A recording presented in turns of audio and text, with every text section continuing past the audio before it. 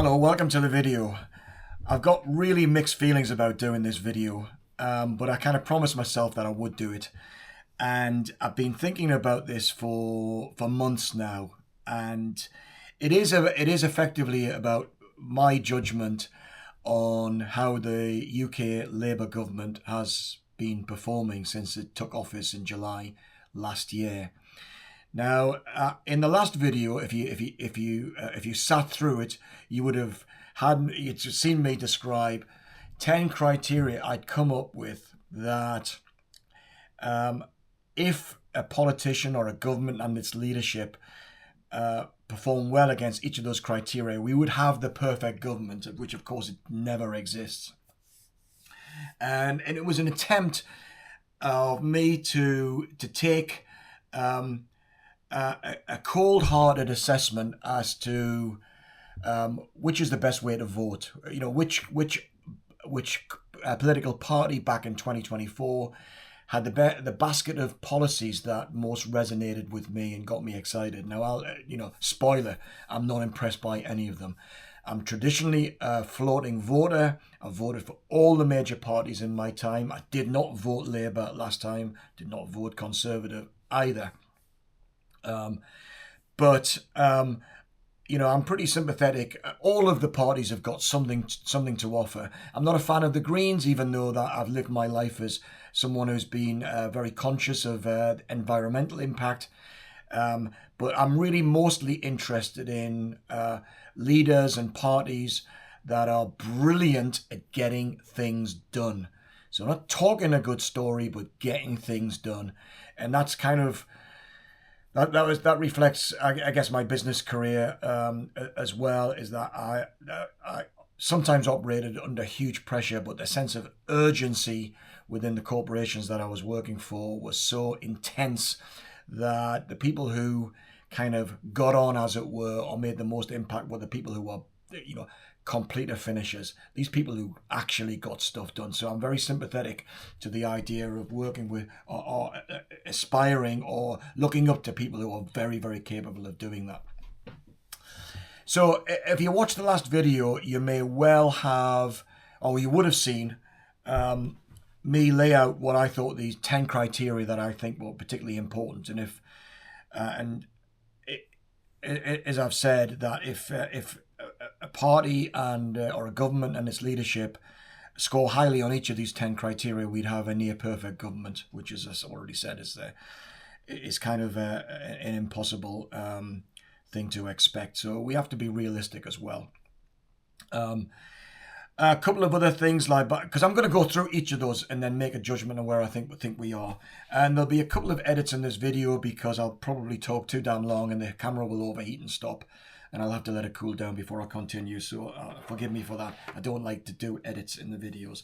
So let me start by saying every single one of us is subject to this, the halo effect.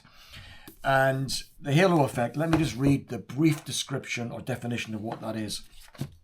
It's considered to be a delusion amongst many. The halo effect is the tendency to look at a company's or a government's or a leader's overall performance and then make attributions about its culture, leadership, values, and more. In fact, many things we commonly claim drive performance are simply attributions based upon prior performance. What does that mean in the context of politics? It really means that we're all subject to making a judgment on whether this person, this government is, warrants my support. And then what we do, and it's called confirmation bias, we kind of look out for things that support the decisions that we've made, or we kind of want to just reinforce the decisions we make over time. But we're all subject to biases, every single one of us. And there are people who are tribal, and I've talked about that before, who kind of vote a particular way because that's the way they've always voted, or that's what they think, their self-image is associated with a value set that that particular political party professes to offer. But what I've always tried to do, for a long time now, is to try and step back and resist the temptation to that desire to feel belonging to a particular group or a particular political party. So this is my desperate but doomed to failed attempt at being more objective than I might otherwise have been. And of course, I encourage other people to do that as well. So there's a few kind of opening things. Right. Firstly, I've made notes on all this, so I'm going to be referring to notes, so forgive me for that. But these are some of the things that I've kind of been writing down over recent times. So politics. Politics is like marketing. It's all about securing and retaining brand loyalty. Leaders and parties want people to come back again and again. And they also want these people, these supporters, to go out there and advocate on behalf of the party, persuade others. But voters also want governments to do exactly what it says on the tin. They want to honour their manifesto with no nasty surprises. And for the people who are kind of maybe more analytical than maybe most, they want to kind of, they're looking for congruency between what a party says it stands for and the portfolio of policies that it puts into action. So, for example, traditionally the Conservatives have been business friendly and but with a degree of redistribution, so tax and spend economy. So they want a safety net, but their policies typically tend to be more business friendly.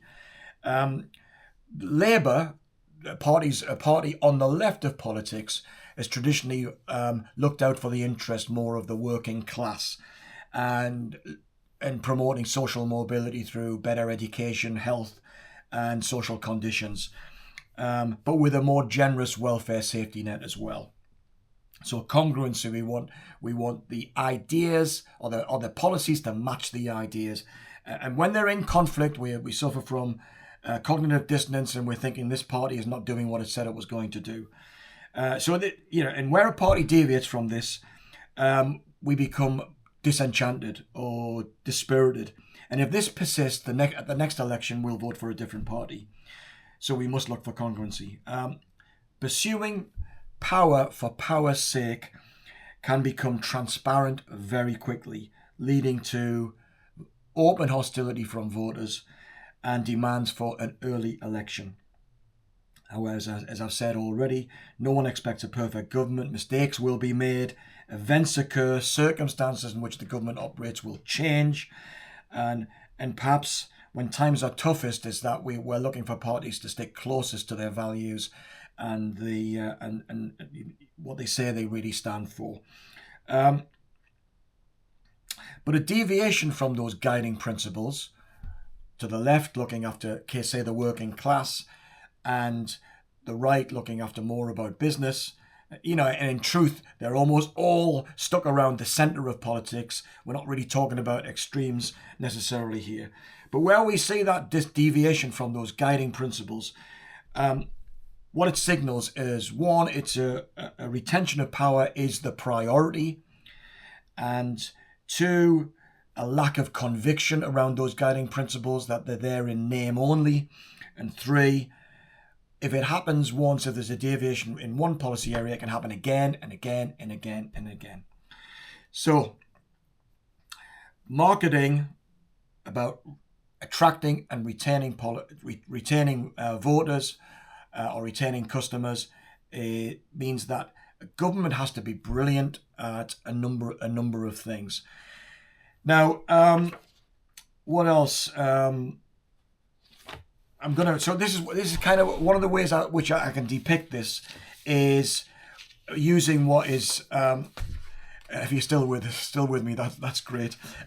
Is kind of a spider diagram. So there we've got this diagram here, where there's a scale from 0 in the middle and say, let's call it 5 at the extreme. And you want governments and leaders to score highly on each of these. So this is kind of how we fill it out, really. So I'm just gonna randomly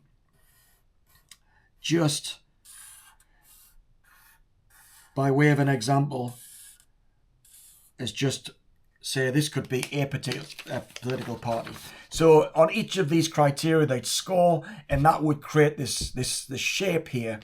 And if it's really close to the centre, then the performance is poor against the criteria. If it's on the outside, it's good. Now, you can do this for the Labour government, as I am doing today, or you could do it for any political party.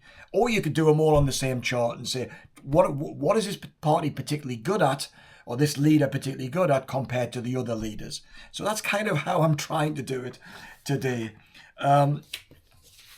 So the first one, criteria number one, is be clever. So these are the notes I've made on the Labour government and this notion of being clever. So, in my judgment, most of the Labour government's front bench, the ministers, were relatively small figures in Gordon Brown's government that lost power to a Conservative and Liberal coalition in 2010. And for the most part, these characters, these ministers, have been pretty invisible throughout the last 14 years or 15 years now. And as a general rule, my finding is that the quality of MP, Member of Parliament, has gone backwards since the 1980s. And some examples, I would think, there's no doubt about it, Brown was a formidable figure, even though, I mean, they all make mistakes, but Brown was a formidable figure, Robin Cook was a formidable figure, Tony Blair was an exceptionally gifted politician, so much so that he still is around years after leaving office. He's still a major figure on the world stage. And John Smith in the Labour Party. There was Neil Kinnock, was a fantastic orator and a galvanizer of the party that was really at rock bottom during the years that he was leader. And of course, I could look at the other political parties as well, and there were some really formidable figures.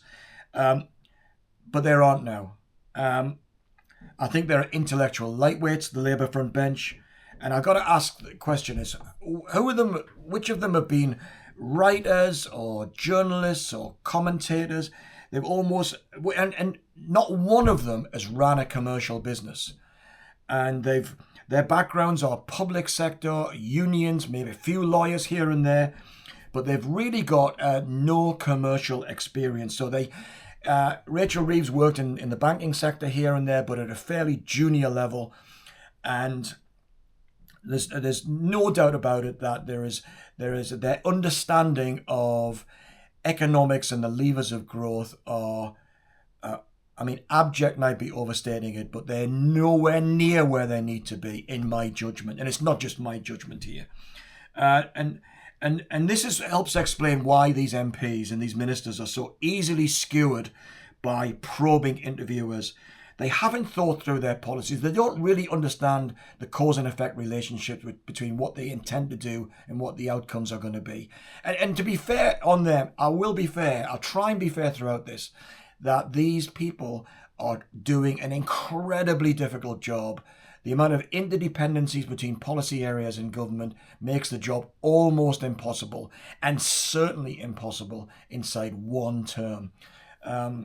And even after several terms, people just get sick anyway and they want a change of government, which is what happened in the 2024 election. The Tories had completely run out of steam here. People were sick to death of them. They were out of ideas. There was this lack of congruency between what they said they were going to do and what they were actually doing, and people just wanted a change. And then the Labour government came in and then took over with 34% of the vote. But coming back to the Labour government, they don't do long-form interviews. So they don't sit down for an hour with a probing journalist and get their policies kind of tested out and challenged. They and Starmer is a very good example of somebody who likes to have his press conferences very, very controlled. He only picks questions from the legacy media. People have suggested that the questions are kind of pre-agreed, as it were, so you can formulate some answers. But it's why some of these press conferences are very stilted. There's no spontaneity. And it means that the you don't really get to the heart of the policy because, as I said in the last video, is that the big cry is 14 years of Conservative government ruined the country and we're still trying, blame them, don't blame us. And as I said in the last video again, is that was the same mantra that came from the Tories after Labour relinquished power after 13 years. So it's a common thing, but I'm sick to death of it. I really am. So I'll be coming back to Starmer's personality, but it's hard to imagine him being relaxed through that long-term interview, sparring with kind of a formidable interviewer or a forensic interviewer, and at the same time being affable in the way that Blair and Clinton and Trump can be. For some voters, and no doubt about it, it's enough for him not to be a Conservative, and I accept that, but that's not good enough for me. That doesn't meet these criteria. So if you want someone highly intelligent as Prime Minister, for me, he and his front bench team are nowhere near. So using this spider diagram on being clever, I'm going to mark them 2 out of 5. And I think that to a degree is being generous, but it is what it is. Okay, criteria number 2, be humble. Now, Starmer's first speech outside Number 10 as he took office talked about this. His government had been given a clear mandate by voters. No, he hadn't. Less than 34% of the voters people who voted for the Labour Party, and of the people who were eligible to vote, only about 20% voted for Labour. So it wasn't a real crushing mandate. It was more a vote on the haplessness of the previous government. But he also went on to say, we will deliver change to restore service, so the service of politicians to the populace, and respect for politics. So bring much more of a service ethos to politics, which is great. And ending the era of noisy performance, and tread more lightly on your lives and unite our country. I'm going to come back to this tread more lightly thing. And so he went on, so with respect and humility, I invite you all to join this government of service in the mission of national renewal. And he promised that the government would be unburdened by doctrine. But within a couple of weeks, he was declaring those concerned about high immigration as far right. And that's a theme that has continued ever since. So he got 34% of the voters to vote for the Labour Party. So that suggests, obviously, 60-odd% of the other voters didn't vote for them. So 60-odd% of the population, if you just crudely said Labour weren't concerned about immigration, which of course they are, and the rest were concerned about it, more than half of the population he was kind of labelling, or at least inferring that they might have far-right sympathies. And I think as a consequence, he's been incredibly divisive.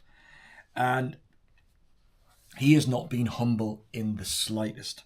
He's overstated his mandate, which is just what I've been talking about, and he's spectacularly failed to acknowledge that voters were sick and tired of the ineffective Tories who saw their voters stay at home in the 24 election.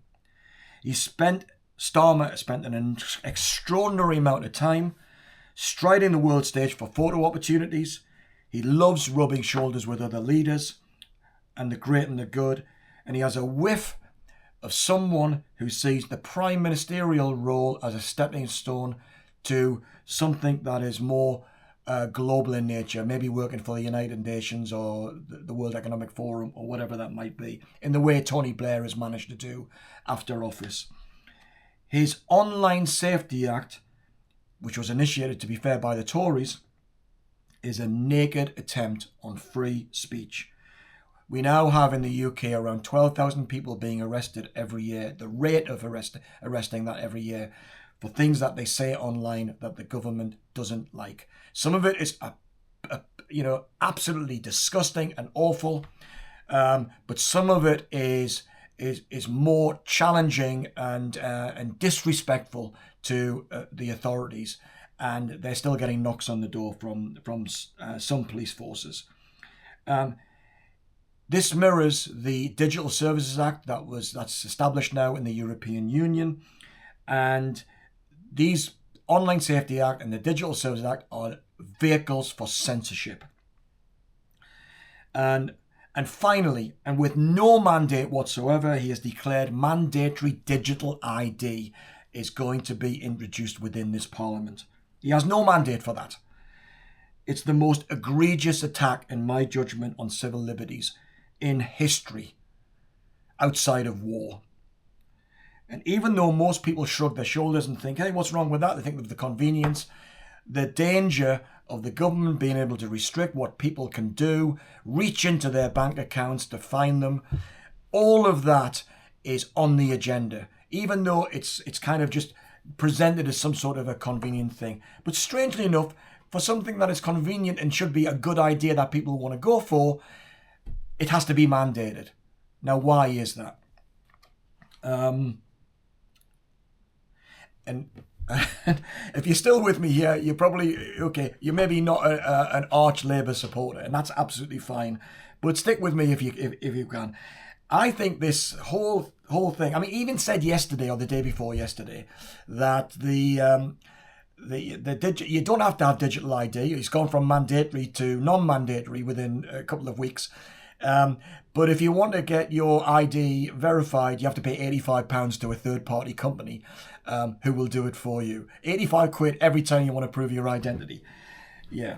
And that to me is unambiguously shown Starmer to have authoritarian tendencies. He might not be an authoritarian in the round, but if you think about the characteristics that he's displaying, they are authoritarian in nature. And he also has a penchant for just smearing the opposition. Anybody who says anything to push back on this stuff is far right or a Tory or whatever that might be. And he's attempting to gaslight the public and with his friends in the legacy media, play down the threat to free speech. His utterances on the matter when in the company of Donald Trump, when Trump has visited the UK a couple of times in the last couple of months, has been laughable. He's brazenly lied about his commitment to free speech. So, be humble. 2 out of 5 for being clever. For being humble, it's generous to give him 1. And the fact that his ministers are coming out and trotting out the same shite is just depressing to me. Okay, the camera overheated, so let me continue. So I got to the point, I think, where I said that basically on Be Clever and Be Humble, the Labour Party score 2 out of 5 and 1 out of 5 for the reasons I've just been talking about. Right, the third one, having a vision. Having a vision. So, a vision is designed to inspire. It should lead to strategies that are congruent with the vision. There should be a direct causal relationship between the policy and achieving the vision. So when you pull a lever, it should do what you expect it to do. But instead, again, my judgment, make your own. I think we find a rag bag of policies that don't seem to go anywhere. An economic policy that does not promote growth nor employment. An immigration policy that does not deliver the control that the public demands. A health policy that throws more and more money at the NHS without significant reform. Now, I'm a supporter of the NHS, but it's a huge institution. And I worked for 20 odd years in industry where every single year we had to do more with less. My job was to deliver better value for money year on year on year. And it's difficult work. I understand it's difficult work, but support the NHS or not, it is a crucial part of the British state in this country. And so it has to be made to work. And it has to be made to work on a better value for money basis. Otherwise, it'll become a bottomless pit that ultimately the state won't be able to fund. We don't want it to collapse. But we also got a defence policy that talks tough but can't deliver. The same with foreign policy. We don't have the capacity to act tough. And I'm not a warmonger, I'm the opposite. But you should be very careful about making threats or implying that you're going to intervene here, there and everywhere when you don't really have the capacity to do it. And it has this government has a taxation policy that creates the perverse incentives of people of working less and spending less. It becomes, what's the point in working longer if you're going to have to give even more of that income you generate to the government in tax? So instead, we have a slogan of change. But change from what to what? Just that they're not the Tories. That's not an inspiring vision. People want to change from the Tories, but to what? This tagline change does neither inspire nor describe the sort of future the government wants. And so it's meaningless drivel. Ask yourself, what does change mean? What do you think this government means when it says you voted for change? I bet you can't come up with an answer. But I want to talk a little bit about the Labour Party in terms of vision as well.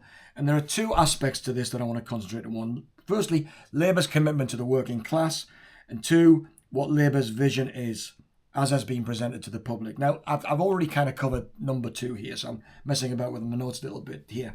Anyway, George Orwell famously wrote, when he was talking about middle-class socialists, is that they don't like the poor as much as they hate the rich.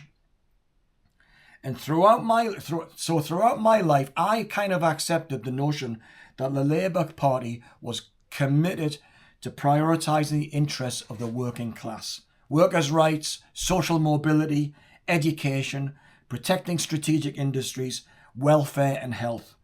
Labour would do its best not to harm business or employers, but aim at fairness in society.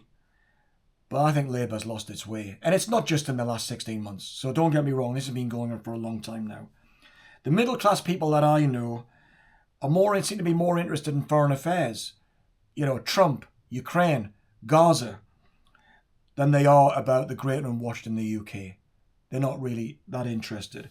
And I've come to the realisation that Labour does not represent the working class any longer. Its MPs have little or no experience of working amongst working class people in the way that people in industry often did. Managers working alongside people on the shop floor and so on and so forth. Most of the MPs on the Labour side come from kind of public sector, and where the exposure to real members of the public is being limited. In some cases, not at all. In some cases, extremely well. Social workers and so on. So recognizing there are some people who've got good experience in that regard, but many don't. And I think empathy with the working class is more or less gone. So I'm deeply suspicious of Labour's raison d'etre in 2025. When and if it will ever get back to representing the interests of people who are economically disadvantaged, and what we collectively can do to raise as many people up as we possibly can. I don't see Labour doing that. So in terms of vision, coming back to this, I'm going to give Labour a mark of 2 out of 5. They're trying to do some stuff, but it's a rag bag. And, as I said earlier, there's no demonstrable causal relationship between what they say they're trying to do and what the outcome is likely to be achieved. Right, number 4, be an exceptional communicator. One has to look at the leader here. Starmer, he ain't Jeremy Corbyn, he ain't Rishi Sunak, he ain't Boris Johnson, he ain't Tony Blair, but he is wooden, he's robotic, and he's overly scripted. He can't deviate and charm his audience in the way Blair always did. He looks like a rabbit in the headlines when he comes under pressure in an interview or a press conference. When you look at his predecessors in the Labour Party, like Blair, Cook, Kinnock, and so on, he looks way out of his depth in my view. He's a very, very poor communicator. He even made a speech on immigration that he later apologised for, saying that he hadn't read the script. He hadn't read the speech before he delivered it, which is absurd. This brought home how inauthentic he can be. What does he and his front bench actually believe in? It's hard to say. I think it's hard to say. And, there's this famous quote from General George Patton where he said, "Say what you mean and mean what you say." I don't think that's how I would describe this Labour front bench or this Labour government. And furthermore, the spokespeople for the government can't stop blaming the Tories for every setback or current shortcoming. And generally, they are very poor at thinking on their feet and engaging with the substance of any policy argument or content. By now, smearing the opposition has become the default, and that's just not good enough. So in terms of communication, I think the communication is piss poor. So I'm going to give that a 2 out of 10 as well. A 2 out of 5, excuse me. Right, be courageous and decisive. Number 5. This is about how clear, about having clarity about which strategies and policies have a causal relationship with the outcomes inherent in your vision, which is kind of what I talked about earlier. If you have a vague vision, then your policies and strategies are going to lose that causal relationship, and you'll miss the target and generate wasteful effort and expenditure. However, even if you get the policy portfolio right, things you do today will become of lower priority and may have to be discarded. So things change, circumstances change, I accept that. You can't do everything. So those policies to be discarded must be set against the benefits that will accrue from new and better policies. These are the trade-offs, and every government must wrestle with them. I've just noticed here that I've got them mixed up, or I'm blending courage and decisiveness with the trade-offs. So forgive me for that. I'll score them both on the same way, same score. A courageous government's leadership will demonstrate why these trade-offs work and how they will be managed. However, all governments are bad at this because no one wants to deliver bad news to the electorate. Instead, governments and politicians always overpromise and underdeliver. What they do instead is deploy policies that protect their voter base and punish those that have voted for the other side. This is why the Labour government withdrew the winter fuel allowance for pensioners in the UK as one of its first policy announcements in taking office. The amount of money saved for the Treasury in doing that was minimal, and the government needed money urgently to pay for pay rises to train drivers and others, I think, in the medical profession. Politically it was inept, but it was a desperate move that led to the public quickly forming the impression that the government hadn't thought through the actual savings on offer versus the political consequences. And this feeds into this halo effect. You start your government, your time in office with a crazily unthought through policy, and people now form an opinion that you don't know what you're doing. I don't know what the political advisors were doing around that. I understand the desperate need for money, but that was a poor choice politically. Equally, the changes in pension inheritance tax target the same demographic. That's just crazy.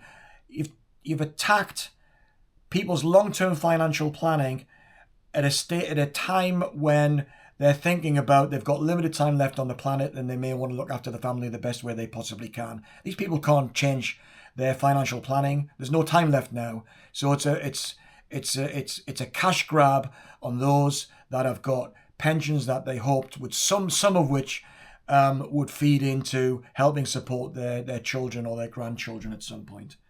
But you add in the imposition of VAT on private school fees, then these changes showed a vindictive approach.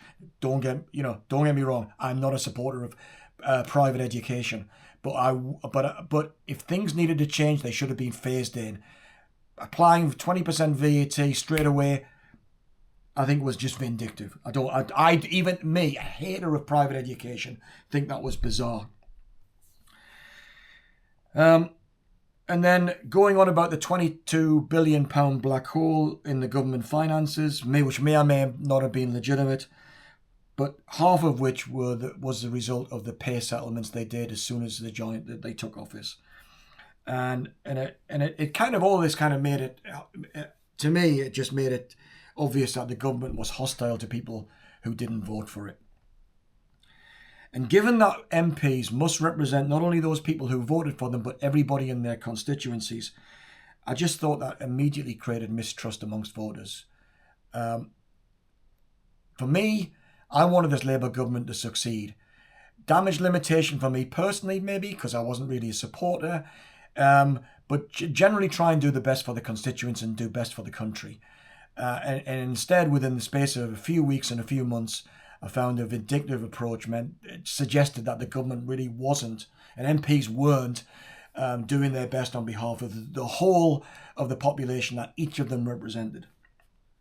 And failing to reduce government spending, even spending in the future, suggested a government in hock to unions and public sector workers. Nobody likes cutbacks, but like I said earlier, I've worked in environments for decades where continuous improvement in value for money and performance has been kind of the golden rule. You have to do it.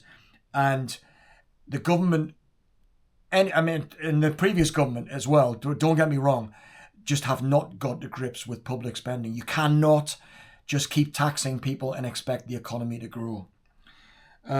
So a grown-up conversation about all of that, coupled with a phased implementation of all of these policies, might have demonstrated a degree of empathy and competence and an openness about the necessity of some trade-offs. Wasn't the case. So when it comes to trade-offs and courage, I'm going to mark that 2 out of 5 as well. And I think I'm being generous. So again, if you're still here, amazing. But there you go. Maybe even I won't watch the whole of this video, but never mind. Number 6, be incorruptible. Free suits and glasses. For several members of the government and the Prime Minister himself and his wife was a stupid mistake. It's an avoidable mistake. Playing around with tax on second homes, Angela Rayner apparently, was another suggestion of someone who has got their snout in the trough. Another mistake. So I don't know all the details about that one, but that's kind of the vibe that came out of that whole thing. And she eventually had to resign. And the funding from oligarchs, wherever they might come from, and being seen in public with the likes of Gates and Fink and etc., suggested a lobbying influence that was kind of a little bit too big at a time when we have a cost of living crisis and an empathy deficit in relation to the public and the working classes. Doesn't suggest that the government is genuinely working on behalf of the population. So, on being incorruptible, I'd say that was a 1 out of 5. And tell me if you think that they're doing brilliantly, that they are absolutely incorruptible, and that I should be rating that as a 4 or a 5. I think you're going to struggle. Number 7, be exceptionally good at implementation. Governments of all colours have a lamentable record of on-time, on-budget large projects. So it's not easy. What happens is usually that the people who specify the service or the product keep messing about with the specification. That just raises costs. You get the costs of change. Anybody who's been involved with capital expenditure around property would know that that's almost a business model to the companies that provide the actual service. The well-hated Dominic Cummings, whatever you think about him, he's worth listening to on some cases, and he's detailed the lack of experience in project management and negotiation amongst civil servants and politicians. The government ministers are not made of the right stuff. None of them have business entrepreneurial experience. They're not risk takers. They don't know how to make things happen. They often don't know the right questions to ask of the suppliers and service providers. They have not worked in environments where there's a sense of urgency, where that is culturally embedded. And similarly, annual cost reduction and or improvements in value for money without demanding service quality is countercultural to them. It's all about spending more. If you spend more, you'll get more. That's not the case in very, very complex systems. And I don't think this government's got the talent to describe how one gets from A to B, from where you are today to a better place, and how to do it. Essentially the same thing. The prime example is how the government is handling illegal immigration. Their policies are demonstrably not working, and experienced people outside of government understand incentives, project management, and how to achieve the desired results, all of which appear absent in this government, in my judgment. So, implementation, they're all as bad as each other, which is a terrible state of affairs. It's probably the same the world over, so I'm going to give them 2 out of 10 on that. Number 8, I'm getting close to the end now, so stick with me. The camera will probably overheat again, so there'll be another edit. Number 8, be a servant leader. Starmer is too outward to the UK, and appears disengaged from policies that would improve the lives of British citizens. I've said it before even in this video. Ukraine, Gaza, COP28, agitating for wars we can't afford, all ensuring the government loses focus on what truly matters to UK citizens. Economic growth has stalled, and the government has compounded the problem with a national insurance hike and tax policy. Add in energy policy that makes the UK one of the most expensive places on the planet to do business, never mind live, makes the UK, just demonstrates to me that the UK hasn't got a clue how to promote economic growth. Labelling large swathes of the population far right, even those with legitimate concerns, is considered a hostile act. It is no wonder that Labour have crashed in the polls. Starmer's approval rating is in the gutter, and the government is postponing local elections for the second year running in some parts of the country for fear of getting a drubbing from probably Farage's Reform Party. Labour lost a by-election last week or this week. I think there were leaders in a constituency of Caerphilly. They ended up with 10% of the vote, coming third. If that goes across the country, Labour is going to be wiped out. So we have a government that's not working on behalf of the citizens. It's running scared of them. And all, by the way, also the free speech thing is scary as hell. And this government is suppressing free speech at every turn. Right, so servant leadership, 1 out of 10. They don't represent the working class anymore. And Starmer and the leadership are too focused on things that are outside of the priorities of most of the population in the country. Number 9, or is it number 10? No, it's the last one. Number 10. Right. Be virtuous. This returns to the theme of authenticity. Although efforts to show empathy are often to be welcomed, shallow demonstrations of virtue betray a value set at odds with what is intended to be demonstrated. Good example of virtue signalling, and it's horrible, is the Starmer's attendance at the vigil following the Southport murders last year. He showed up carrying flowers and laid them down, stood to attention for a brief moment, and departed with reportedly not speaking to any members of the public. I can't imagine Blair or other leaders not spending time just talking to people who were in mourning and fearful for their communities. And not showing up at all would have been better. So the message on being virtuous is to commit to an act of empathy or virtue. If you do it half-heartedly, it looks really, really bad. And our politicians, I think, are full of fear. The fear of saying the wrong thing that end up being cancelled.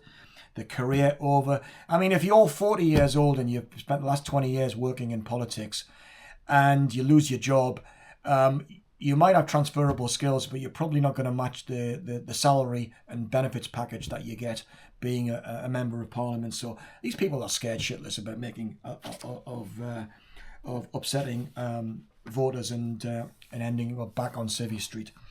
They're also fearful of facing truths that run counter to their ideology, and some of them, and quite justifiably, fear for their lives and the lives of others. So some MPs have been murdered in recent years, which is utterly despicable. And the atmosphere is febrile right now in politics in the United States and in Europe and certainly the UK. And you can understand why these people are very, very cautious about saying the wrong thing. I mean, there's another example. The fearful talk about the grooming gangs scandal. In this inquiry that's been promised as the months go by, they still don't have a chairman. They still don't have terms of reference, and it looks like one of those things where it's put in a too difficult box, and that box is thrown into the long grass. So. But to be fair, and it comes back to this threats to people's physical well-being. Facing up to truth used to have limited consequences. Now it can end your career or even your life. It can certainly limit your friendships and so on. Okay, the camera overheated again, so I'll just be a couple of more minutes. So this is kind of where I was getting to. This is my judgment on how the Labour government is performing after 16 months in office. Against, to be fair, not against an alternative government, because we don't have one. We can only judge them against standards that we believe are important. These are 10 criteria that I think are important. You might think there are things that are missing from here, or you think they're not important at all. And that's completely fine. You make up your own criteria, but this is my judgment. I think the performance is like 3 to 4 out of 5. 3 to 4 out of 5? No, between 1 and 2 out of 5. Few things to close off. One of the comments, or a couple of comments, I'd said in the last video, is that I didn't really want people to start making the case for or against one side of the political argument versus another, because that's not the intention. The intention is to try and judge a government against a standard of excellence.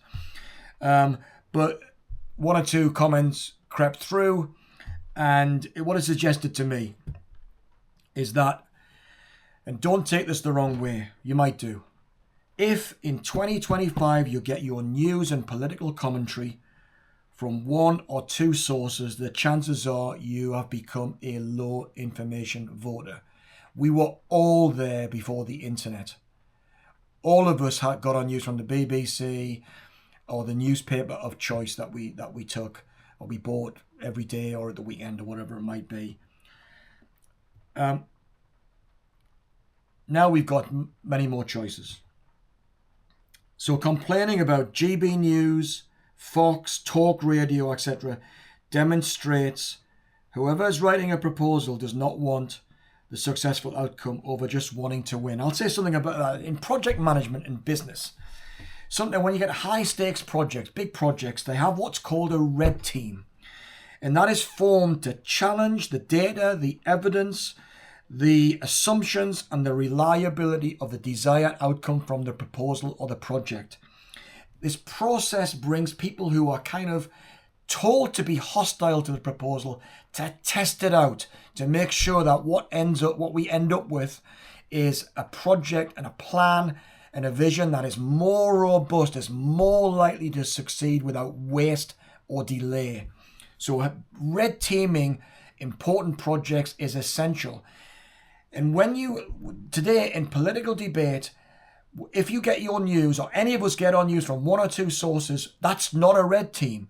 You want to get your information and news from as many sources as possible to challenge the narrative, to test out the policies of government.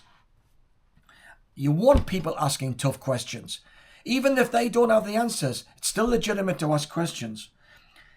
And if we personally want to support or be associated with successful projects or a successful government, we would do well to listen to as many voices and challenges as possible and welcome robust challenge, as I've said. And if you think that other people are too easily influenced by news outlets that you don't like, then that is a huge mistake. I've got something here that is much more involves an expletive, but I won't mention it here. Because I keep saying, if you think that, who do you think you are? Who do any of us think we are? You're not the oracle. The news source that you choose, if it's a single one or two one, they're not the oracle either. Other people are quite capable of making up their own minds. Just because you've had one or two sources of news doesn't mean to say you know enough about what's going on or what the choices are. If you don't think that other people can make up their own mind and that they are the victims of misinformation, that they voted the wrong way, maybe Brexit, maybe Trump, get over yourself. Many people involved in the conversation is better for outcomes.